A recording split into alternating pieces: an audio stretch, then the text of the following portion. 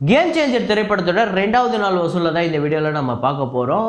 அதாவது ஒவ்வொரு ஸ்டேட்டில் இந்த படம் வந்து எவ்வளோ கலெக்ட் பண்ணியிருக்கு, டே 1 அளவுக்கு இந்த படம் வந்து டே 2 கலெக்ட் பண்ணியிருக்கா, அட்லீஸ்ட் அதில் பாதியாவது கலெக்ட் பண்ணியிருக்கா அப்படிங்கிறத நம்ம இந்த வீடியோவில் டிஸ்கஸ் பண்ணுவோம். இது இல்லாமல் நிறையா படங்களோட வசூலை பார்க்க போகிறோம். முக்கியமாக வணங்கான், மெட்ராஸ்காரன், அப்புறம் இன்றைக்கி மதகஜராஜா எப்படி போய்கிட்டு இருக்கு, அந்த படத்தோட ஃபைனல் ப்ரீசேல் எவ்வளோ வந்திருக்கு, அப்புறம் ஹிந்தியில் சில படங்கள், மலையாளம், எல்லாத்தையுமே இந்த வீடியோவில் நம்ம ரொம்ப தெளிவாக பார்க்க போகிறோம். இது இல்லாமல் இன்றைக்கி வந்து 18 இயர்ஸ் ஆஃப் போக்ரி, அப்புறம் 13 இயர்ஸ் ஆஃப் நண்பன், இந்த 2 படங்களோட வசூலையுமே இந்த வீடியோவில் நம்ம ரொம்ப தெளிவாக பார்ப்போம். ஸோ வாங்க வீடியோக்குள்ளே போகலாம்.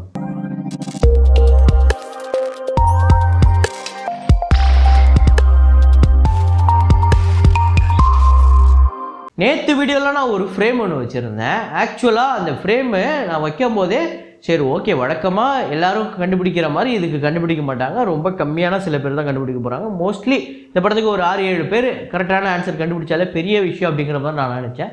கிட்டத்தட்ட 40க்கும் மேற்பட்ட பேர் இதுக்கு சரியான பதிலை கண்டுபிடிச்சிருந்தாங்க. உண்மையிலேயே வேறு லெவல். இந்த மாதிரி ஃப்ரேமை வேறு ஏதாவது ஆடியன்ஸ் கிட்ட போட்டு காமிச்சிருந்தா இது கண்டுபிடிங்க அப்படின்னு சொல்லியிருந்தா கண்டுபிடிச்சிருப்பாங்களா என்னன்னு தெரியல. நீங்கள் இப்போ வர படத்தையும் சொல்கிறீங்க, வரப்போகிற படத்துக்கும் சொல்கிறீங்க, ஒரு பயங்கர இது கண்டுபிடிக்க முடியாது அப்படின்னு இருக்கக்கூடிய ஃப்ரேமுக்கும் சொல்கிறீங்க. உண்மையிலே வேறு லெவல். ஸோ இப்போ அந்த ஃப்ரேம் என்ன அப்படிங்கிறத, ஃப்ரேம் என்ன படம் அப்படிங்கிறத பார்த்துட்டு வாங்க.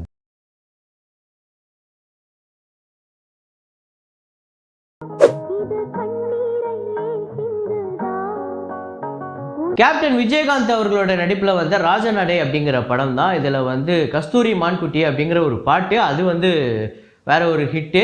அதில் சோலோ வெர்ஷன் சேட் சாங். இது பின்னாடியே சீதா வந்து அவங்களோட ஃபோட்டோ இருக்கும், நம்ம விஜயகாந்த் கேப்டன் சார் வந்து நிற்பார். ஸோ அதை தான் ஃப்ரேமாக வச்சுருந்தோம். அதை கரெக்டாக கெஸ் பண்ண முதல் 5 பேர் ராம் கிஷன் அப்படிங்கிறவர், முகமது சயீத் அப்படிங்கிறவர், தளபதி அரசு, மதன்குமார், ஸ்ரீபாரத் அப்படிங்கிற இந்த 5 பேர் தான் முதல்ல கரெக்டாக கெஸ் பண்ணியிருக்காங்க. இன்றைக்கி ஒரு ஃப்ரேம் ஒன்று வச்சுருக்கேன். அது என்ன ஃப்ரேம், என்ன படம் அப்படிங்கிறத கெஸ் பண்ணுங்கள்.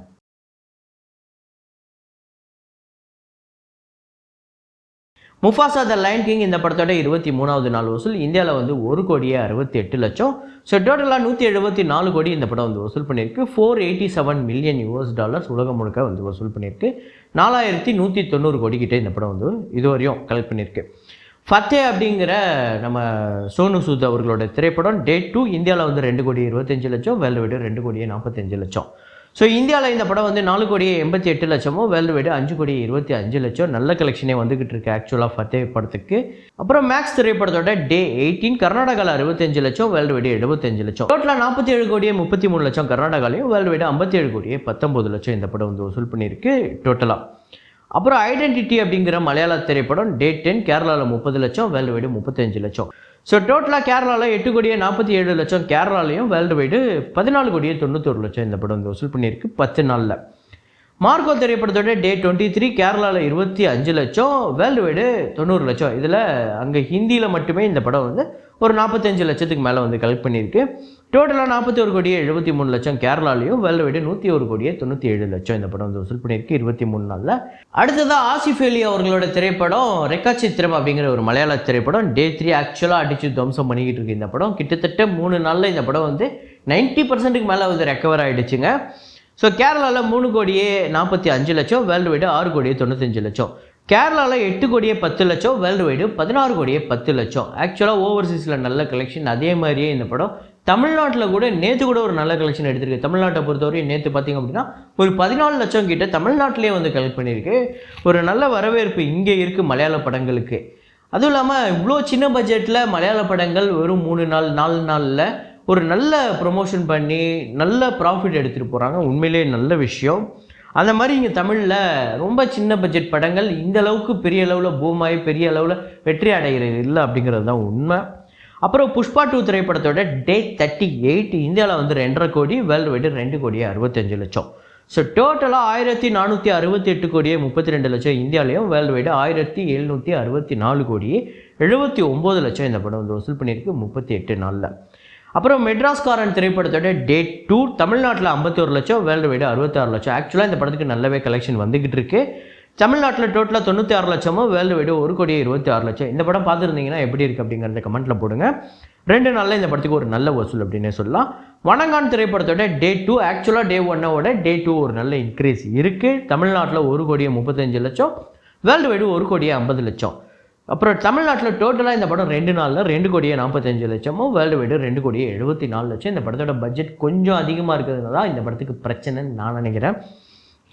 அப்புறம் மதகஜராஜா இந்த படத்தோட அட்வான்ஸ் புக்கிங் நேற்று ஃபைனல் சேல் எவ்வளோ போயிருக்கு அப்படின்னு பார்த்தீங்கன்னா தமிழ்நாட்டில் 81 லட்சம், வேர்ல்டு வைடு 87 லட்சம் இந்த படம் வந்து அட்வான்ஸ் புக்கிங்கில் கலெக்ட் பண்ணியிருக்கு. அதாவது இந்த படம் டே 1 கிட்டத்தட்ட ஒரு 1.25 கோடி கிட்ட டே 1 தமிழ்நாட்டில் மட்டுமே கலெக்ட் பண்ணுறதுக்கு பாசிபிலிட்டிஸ் இருக்குது. அதை தாண்டி இன்றைக்கி படம் பார்த்தவங்க நிறையா பேர் இந்த படத்தை சூப்பராக இருக்குது, இந்த படத்தை ஏன் இத்தனை நாள் நீங்கள் கிடப்பில் போட்டு வச்சுருந்தீங்க, இந்த படத்தை கொஞ்சம் ரிலீஸ் பண்ணியிருந்தீங்கன்னா நல்லா இருந்திருக்குமே அப்படின்னு சொல்கிறாங்க.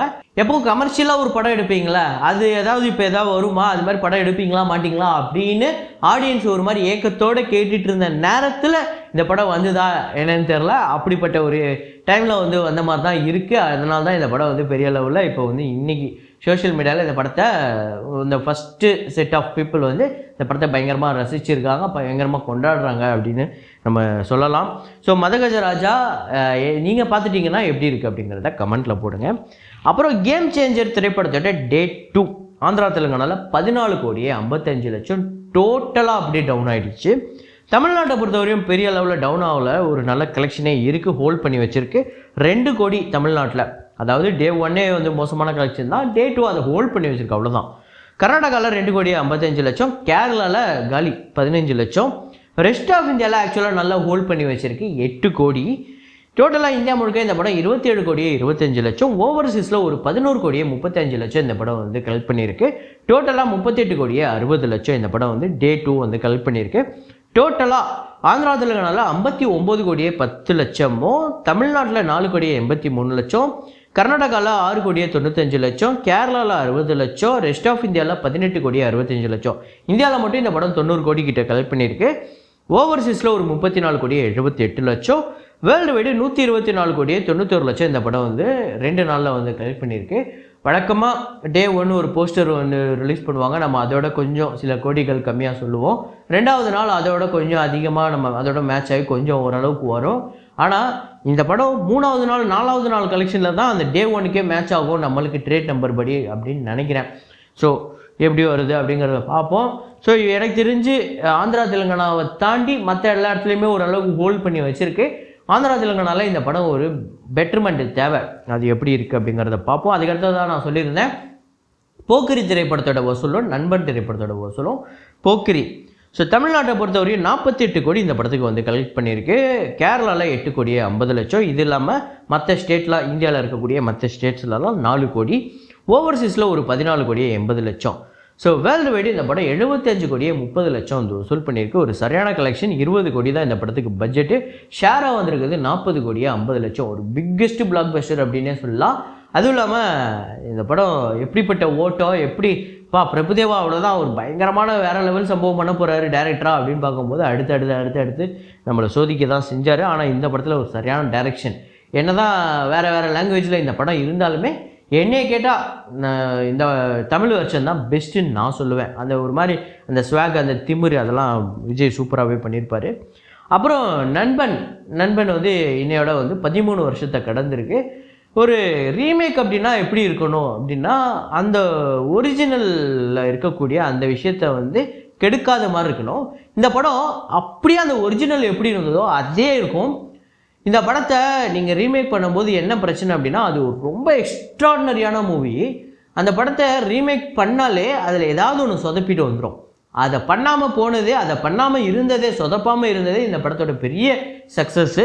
ஸோ இந்த படம் வசூல் ரீதியாக 47,45 லட்சம் தமிழ்நாட்டிலையும், ஆந்திராவில் 10,30 லட்சம், கேரளாவில் 6,50 லட்சம், கர்நாடகாவில் 6,40 லட்சம், ரெஸ்ட் ஆஃப் இந்தியாவில் 1,05 லட்சம், ஓவர்சீஸில் 20,60 லட்சம், வேர்ல்டு வைடு 92,30 லட்சம் இந்த படம் வந்து உலகம் முழுக்க வந்து வசூல் பண்ணியிருக்கு. பட்ஜெட் 55 கோடி, தியேட்டர்கள் ரைட்ஸ் 40 கோடிக்கு போயிருக்கு. ஷேராக வந்திருக்கிறது கிட்டத்தட்ட 50 கோடி. இந்த படம் ஒரு சரியான சூப்பர் டூப்பர் ஹிட்டு. வழக்கமாக இந்த மாதிரி வந்து விஜய் வந்து ஒரு ஃபைட்டே இல்லாமல் ஒரு படம் அப்படிங்கும்போது நம்மளால் வேறு ஏதாவது படம் இருக்கா அப்படின்னு யோசிக்க தோணுது. அது நண்பன் மட்டும்தான். ஸோ நண்பன் ஒரு சரியான பிளாக் பஸ்டர், உங்கள் எத்தனை பேருக்கு ஃபேவரட் அப்படிங்கிறத கமெண்ட்டில் போடுங்க. இதே மாதிரி ஒரு வீடியோவில் இதே மாதிரி கலெக்ஷன் ரிப்போர்ட்டில் மீண்டும் நான் உங்களை சந்திக்கிறேன். சென்டிங் ஆஃப் ரஹ்மான்.